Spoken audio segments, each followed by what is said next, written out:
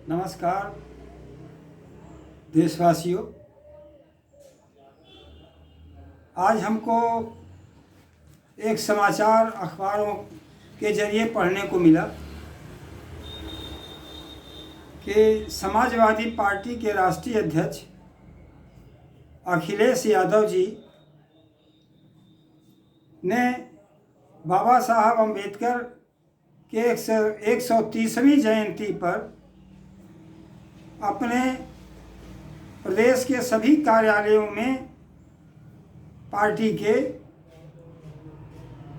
दलित दीपावली मनाने का आग्रह किया है। इसके पहले भी जब माता सावित्री बाई फुले का जन्मदिन था, उस समय भी उन्होंने कहा था कि माता सावित्री बाई फुले दलितों के लिए इस देश में पहला स्कूल खोला।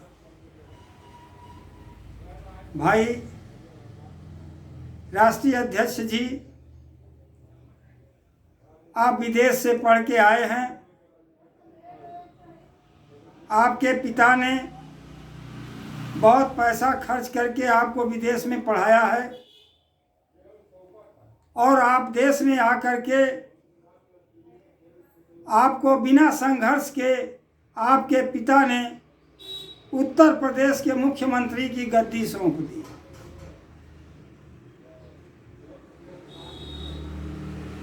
पुत्र मोह में आकर के किया,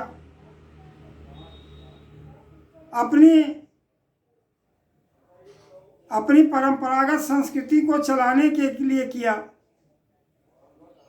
उनको और कोई नहीं मिला तो अपने विदेश में बच्चे जो पढ़ाए बच्चे को आदरणीय मुलायम सिंह ने मुख्यमंत्री बना दिया। चलिए ठीक है, प्रदेश ने आपको स्वीकार किया, बहुमत की आपकी सरकार थी, लेकिन ऐसा कुछ मत दृष्टि दीजिए कि आपकी पढ़ाई लिखाई पर लोग हंसे लोग और आपको ये माने कि आप पढ़ते लिखते नहीं हैं, मूर्खता में प्रवचन करते हैं। अगर कोई एक इंजीनियर अखिलेश यादव को कोई मूर्ख आदमी कहे तो ये हमें शोभा नहीं देगा, क्योंकि आप हमारे प्रदेश के सम्मानित मुख्यमंत्री रहे हैं। बाबा साहब अम्बेडकर केवल दलित के ही नहीं थे, उन्होंने संपूर्ण कराहती मानवता के लिए काम किया है और जो किया है वो करोड़ों के भीड़ में अकेले खड़ा होकर के किया है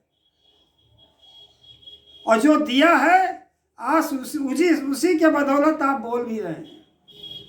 आप उसी के बदौलत,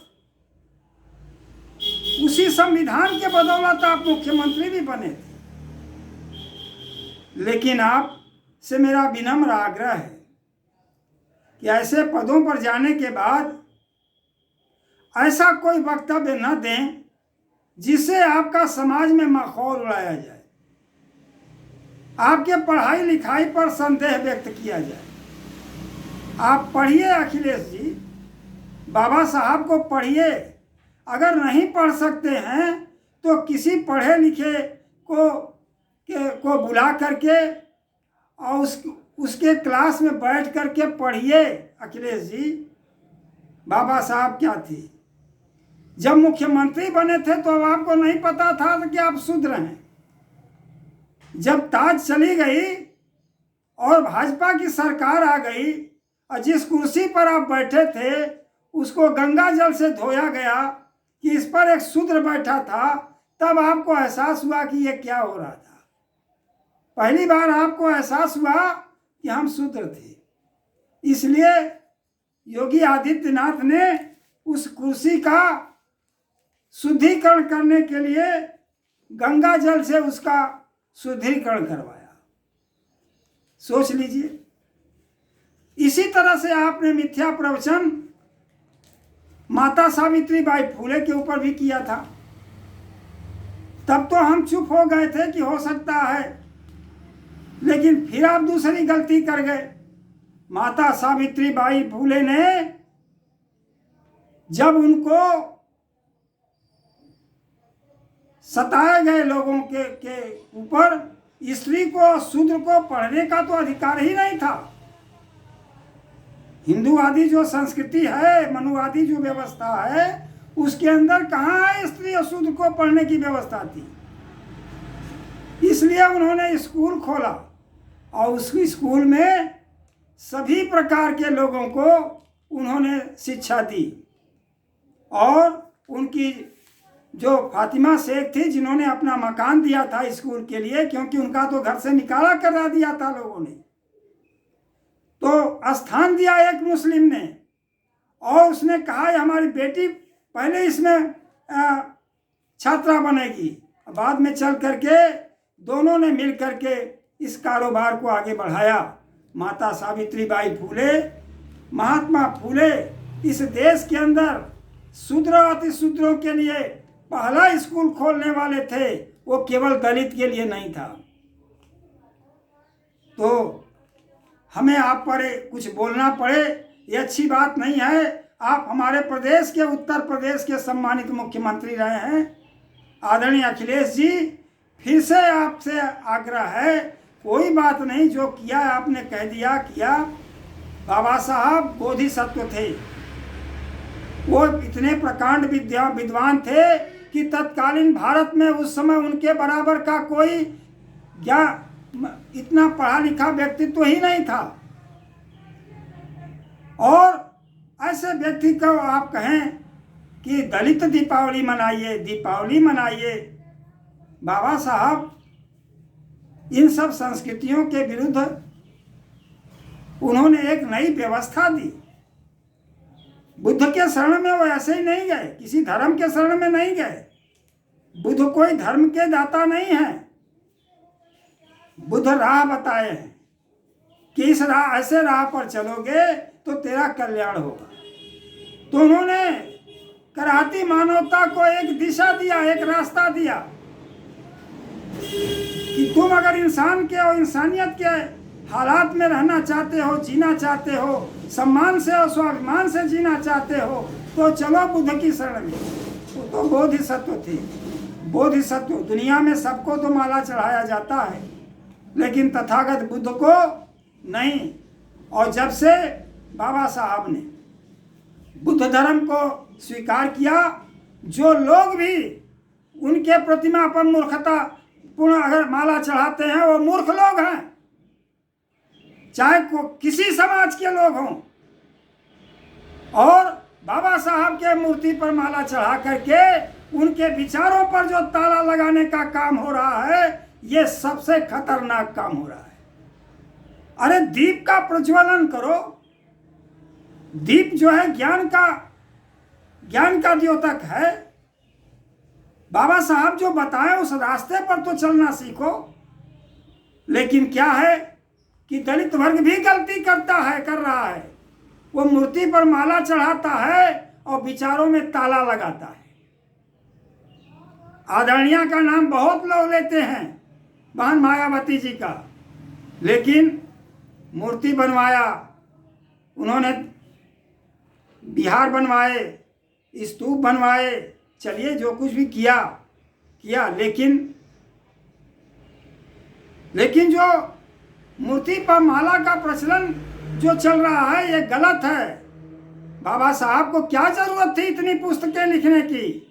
ये पुस्तकें नहीं, ये धरोहर हैं, ये दस्तावेज हैं। जो बाबा साहब के अनुयायी बनते हैं, पहले उनको पढ़ें, तब जाने, तब अनुसरण करें। और जरूरत थी बाबा साहब को किताबों में, पुस्तकों में पढ़ाने की। जरूरत थी इस देश में कानून की शिक्षा प्रत्येक भारतवासी को और प्रत्येक शिक्षार्थी को कानून के कुछ न कुछ बिंदु उनको पढ़ाने चाहिए थे। लेकिन इस देश के अंदर मनुवादियों की जो सरकार रही है,